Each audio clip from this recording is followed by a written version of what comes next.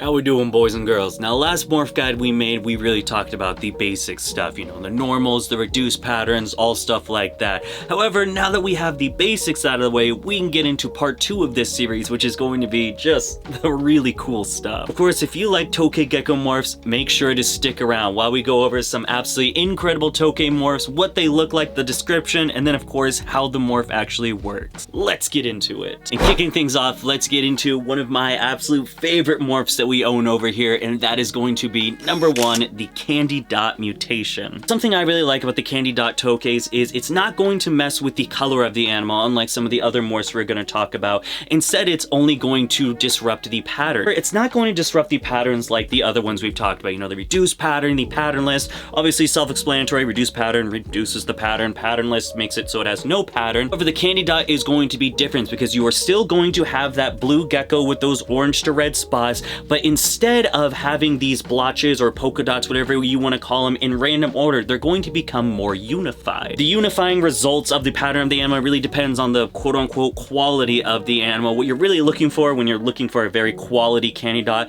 is going to be much like, well, if you're my age or a little bit older, you'll remember this. Gen Z kids, you probably don't know what I'll be talking about. But that's going to be if it's uniform, just like the popular 90s candy, the candy dots. Candy dots, candy dot tokay, it's, well, spotting of the Tokay Gecko will become uniform going down the gecko's back. Something that I have also personally absorbed that I'm not sure if it happens with everyone, but at least the ones that I personally have here, or the ones that I've seen, is the tail also gets almost like this blotch stripe going down. So you have these uniform dots going down and then this funky tail pattern as well. The other physical attribute that is going to change versus the normal Tokay Gecko is going to be the eyes, which is something I absolutely love. If you guys are in the gargoyle geckos, you know the phantom eyes, it really darkens the eyes out, and that's what happens with the candy dot. They get almost black. Not as dark as the next morph we're going to be talking about, but they get pretty darn dark. So you have this really dark-eyed animal with this nice uniform pattern going on that just makes a really nice, clean animal. I've been told, researched, everything like that, the candy dot is going to be a simple recessive mutation, which means you're going to have 2 traits of the gene in either part of the parent in some way or form, either that heterozygous or that visual form, in order to create it. So you pair it with a normal, you're going to get it 100% het candy dots, you pair the het back, and then you'll get the visual candy dots that you are after. It does seem that most of these morphs that are coming in are pretty much all recessive, so I can see as the Tokay Gecko game gets bigger and bigger, and as we continue on with like combinations and things like that, we're gonna wind up just like the corn snake community, where we're gonna have like a 2 visual animal that's like het for like 3 different things. And these projects, instead of like some of like the crested geckos or the leopard gecko stuff, which only takes a couple of years to really get some cool stuff, this is going to take more along the 5 to 6 year range before we really start getting some cool stuff, if you're really entering a project trying to get combinations out of it. Moving on, let's get into the next morph at hand, which is, it's a runner-up for my favorite. I really can't choose between these two, and that is going to be number 2, the Diablo Tokay Gecko. Diablo, man, that thing is an absolute beauty of an animal. Fantastic. A little more rare than the candy dots. The candy dots have been coming in pretty heavily within the last couple of years. A lot of people are working on them, so they're going to be a lot more readily available. Whereas the Diablo, not very many people are working with them. Of course, huge shout out to my boy, M95 Genetics, Logan, my man. We're pairing up, trying to do some world stuff together. If you guys didn't see that video, I'll put it right here. But Logan was actually teamed up with some guys and actually was able to create, or part of the reason that we have a United States first captive bred and born Diablo over here in the state. Absolutely fantastic. I actually have one of the hets of that pairing that we have. So we have, of course, my imported visual Diablo male with the 100% captive bred het that Logan was kind enough to part ways for us. So we have some stuff going on where we will have Diablos as well, which is always very exciting. Some blabbering, we're not here for that. What is the Diablo Tokay Gecko? Well, it's absolutely insane. The Tokay Gecko is going to be a color changing mutation. It doesn't really do much of the pattern in my experience, but it changes a hell of a lot with the color of the animal. I'm going to get a much darker animal. Instead of those light blues to teal colors, I've found that you get a really dark Tokay. Not as much as melanistic, but it's definitely going to be a lot more of a darker blue-ish, if you will. Color of these spots is going to change drastically. Instead of those oranges to deep reds, you are going to have yellow spotting on the animal. And by God, boys and girls, I have never seen darker eyes on a Tokay Gecko than it has been with the Diablo. This is as dark dark as it gets. These are melanistic eyes. Sometimes with the candy dots, so I have the flashlight going, you can tell that it's darker, but you can still see like the pupil and everything. We talk about the Diablos, you're not seeing it. That is just cold as it gets. It is dark as the darkest part of my soul. Or I guess the color of my hat, whichever one you want to talk about. This creates an absolutely stunning animal. Don't get me wrong, probably pieds are the top of the list when it comes to like the most stunning Tokay Gecko. However, until we can readily produce those, I don't pay them too much of a mind. But the Diablos we can readily produce due to the fact that they are, again, a simpler recessive trait. It's going to be a theme of the day we'll be talking about. So after, again, pairing visual to visual or taking that 2 steps of getting visual to normal to get heterozygous and pairing those back to get those visuals, you can easily, in a 2-step process or 1 step if you spend a little bit more money, having some Diablo Tokays of your very own captive bred. A little bit of money, I mean a lot of money. These things are fucking expensive. See over here when it comes to my collection, what I own, I think the Diablo is going to be my favorite single gene Tokay Gecko mutation. However, I think the Candy Dot trumps the Diablo for me, just for the fact of the possibilities that you can add. The Candy Dot just seems like a lot better of an adding combination because we have so many color mutations that we can stack Candy Dot on to create more of a uniformed, clean animal, which is something I really like. So I can see a lot more possibilities with the Candy Dot, but the Diablo in of itself is just an absolutely fantastic looking mutation. Real quick, boys and girls, before we get on with today's video, I just want to talk a little bit about the Patreon page. Now, in this complete morph guide that you guys have been watching, you've probably noticed that most of the morphs we've been talking about are the ones directly behind me, all of our Tokay Geckos. If you guys are interested in getting some of those morphs, then Patreon is the place you want to be. That's because alongside with a bunch of other perks, behind the scenes content, being able to have your name in the credits at the end of videos and everything like that, there's also a tier where you get the first look when babies like the Diablo morphs, those babies hatch out and when they become available. Gotten to the point now where about 90% of my Tokay Geckos actually sell on Patreon, which is why you rarely will ever see them on like my morph marker, my website, anything like that. It's usually just crested geckos that make the cut onto the public because everywhere else is actually selling on Patreon. So if you guys are interested in getting some Tokay morphs from me, I highly recommend checking that out to make sure that you secure an awesome baby Tokay Gecko mutation that we produce over here. Thank you guys so much. It's a huge way to support your boy and everything we do over here. Alright, that's enough jibber jabber. Let's get back to the video. But moving on, we still got quite a few to talk about. With this morph, I talked about it a little bit earlier when I was talking about candy dots, but let's get a little bit more in depth in it, and that is going to be number 3, the Paradox Tokay Gecko. Paradox Tokay Geckos are just cool in my opinion. It's a wacky little thing where it doesn't change a hell of a lot. I mean, we're not going from like normal Tokay to Diablo when we talk about Paradox, but it makes it just a little bit cooler. Pretty much what the Paradoxing is going to do, from what I can understand, is the fact that it's going to kind of create a half fired up and half fired down animal, where you're going to have an animal, let's just say, is fired down nice and dark, but you're all going to have these blotches, which means it looks fired up, almost like it's misfiring 24/7. It's the best way I can explain it. Hopefully there's some B-roll in there that can visually show you, because that description is kind of trash if I'm being honest with myself. The only other physical adaptation that I have seen is the fact that the eyes do get darker. Definitely not as dark as the Diablo, not as dark as the Candy Dot even, but it is absolutely a tell from the normal Tokay Gecko to the Paradox that you can see a different shade in the eye color of the animal.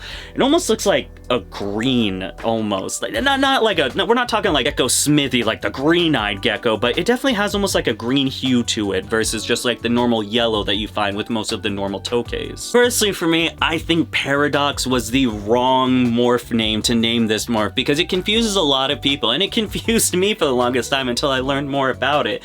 Now, when you think of Paradoxing, you're gonna go to like bearded dragons and things like that, where it's this funky pattern that's not super reproducible. It takes a long time to show. Just, I don't know much about Paradoxing with other morphs, but what I do know is not simply reproducible. It's a little bit more of like a funky pattern that pops up, if I'm remembering right. Not a bearded dragon guy. They're geckos, come on. However, with the Paradox of the Tokay Gecko, it is actually a simple recessive trait, just like the Candy Dot, just like the Diablo. It's just you pair, you get 2 visuals, or you get visual normal, you get hets, you pair back, boom. Simple recessive, which is very awesome because that is just another confirmed morph that we can have when it comes to creating combinations in the wheelhouse of what we get to work with over here as Tokay Gecko breeders. Paradox morph definitely comes in different levels. I've seen some absolutely crazy stuff when it comes to like what they can do. My best male over here almost has like a tiger striping with the paradoxing, so it's like split up in these nice bold splatches, or like stripes if you want to call them. A lot of cool breakage going on there that feels just a little bit more uniformed. And then I have stuff that I would dictate quote unquote low quality when it comes to put some paradoxes that I've imported in, where you can just barely tell it's a paradox. If you're just taking a quick glance, you're not going to be able to tell, but if you're really looking, it does have some like towards like the hind legs, there's some of that blotching, and then of course the eyes are going to be a darker shade, but there definitely is a difference. If that's a phenotypical trait where you can breed two high-end paradoxes to create more high-end paradoxes, or if it's more like the pied and ball pythons where it's a little bit more random, at least I hope. I don't know shit about ball python genetics. Time will tell, at least over here for me. But for now, the paradoxing blotches, they can go all over the place, but you gotta have the dark eyes, and you have to at least have something going on where you're getting that dynamic difference between the fired up and fired down place. Moving on, boys and girls, let's get into one that I actually don't have in my collection, but will be my next expansion when it comes to the Tokay morphs. It's old, reliable, the one that you pretty much, if there's morphs for it, you're gonna have this gene, and that is going to be number 4, the Albino Tokay Gecko. Like I did last video with the patternless gene, when it comes to albinism, there's a couple different forms. I'm gonna clump them in all one quick segment, so here's pretty much how we're gonna run it down. So from my knowledge right now, we have 3 distinct different albinisms when it comes to Tokay Geckos. That is, of course, going to be the T positive, the T negative,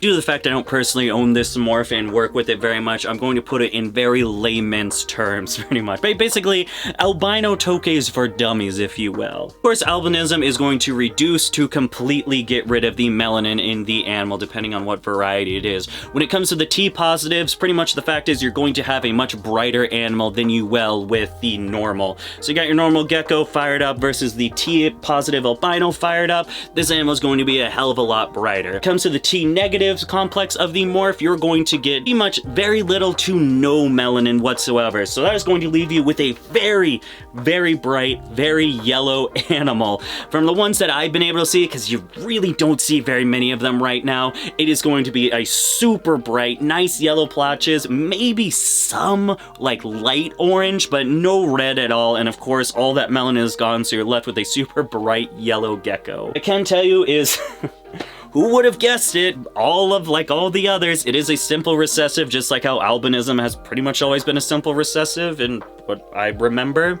So you breed it to breed it. You have to have 2 traits of the gene in order to create an expressive visual. Absolutely fantastic. The albino Tokay. Very many people are working on, I can think of like 3 off the top of my head doing T positive. I think of 1 person potentially working with T negatives. Albinism definitely not a trait that's being really fleshed out like some of these candy dots, paradoxes, platinums, things like that, but it definitely is one that needs more love, and one that we will be doing over here in the following this season to next. Alrighty, boys and girls, running down this list. I didn't choose this one to be the best, it just fits where it's gonna fit, so let's just get into it. It's still a cool morph, I'm not trying to downplay it, but that is going to lead us to number 5, the Platinum Tokay Gecko. Platinum Tokay Gecko, originally proved out by Josh over at CPX Reptiles, it is pretty much a proven yellow-spotted Tokay Gecko pair. So that is right, just because you have 2 yellow spot geckos does not mean if you breed them you are going to get yellow spotted geckos. Very weird, I know. What's going on with that?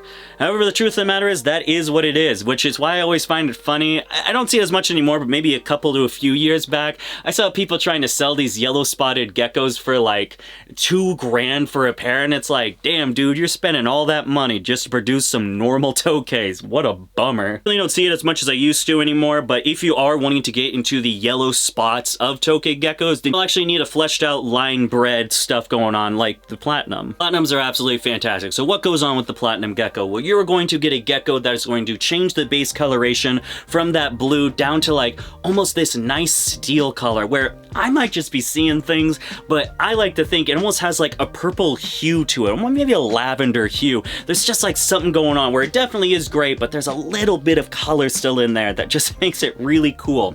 Pairing that with, well, yellow spots. Yellow spot, the platinum is going to have be a yellow spotted animal, and then the eyes are going to be a such brighter, well, platinum color than what you would see with the normal Tokay Gecko's eyes. Something that I think is really cool with the platinum gene is, at least from my understanding and from my knowledge, it does seem to be one of the very, very few, if only Tokay Gecko morphs, where the head actually has somewhat of a visual tell. This isn't going to be always a visual tell of like what has the heterozygous form and what doesn't have the heterozygous form, but I have seen that when you're pairing just like a platinum to a het platinum, if that baby does not come out platinum, it's still going to be a very nice yellow animal. We can take my girl right here, my 100% het platinum female, where she looks like a yellow spotted gecko. Nice bright blue, and then has the yellow spotting. You can tell it looks different from a normal Tokay. However, when you pair that back to a visual and you hit the markers where you get a visual animal, it's just going to create a much cooler one. Neutralizing out that blue out of the base to really make those yellow spots shine, and then those shimmering eyes, man. The platinum is a cool thing where you can definitely see some great possibilities coming into it when it comes to combination morphs. You got it, boys and girls. Part 2 of the morph guide. If you guys want a more descriptive part of what's going on with the morphs, I do have an actual official morph guide on my website where I go a lot more in depth. I usually have, if I can credit them, I have who created the morph and a little bit more of a descriptive factor of them than what I do in YouTube videos. There might be a part 3 to this soon. I can think of a couple ones like Green Galaxy, Super Red. I don't know if I have enough to create a part 3 yet, but who knows. And after that, we're gonna have to take a little bit of a break because we're pretty much out of the US morphs that I can tell to make a part 4, which means we're gonna have to wait until some combinations come out, which might be a little bit. In the next couple of years, you can maybe expect part 3/part 4 when we really start cranking out some amazing stuff. If that wasn't enough for you guys, you didn't actually catch part 1, here's that video right here, or here's a playlist of like 100 different Tokay Gecko videos if you enjoy them. As always, thank you so much for taking the time in your day to follow us over here at Dakota Blue Exotics. I will see you guys next time, but until then, goodbye.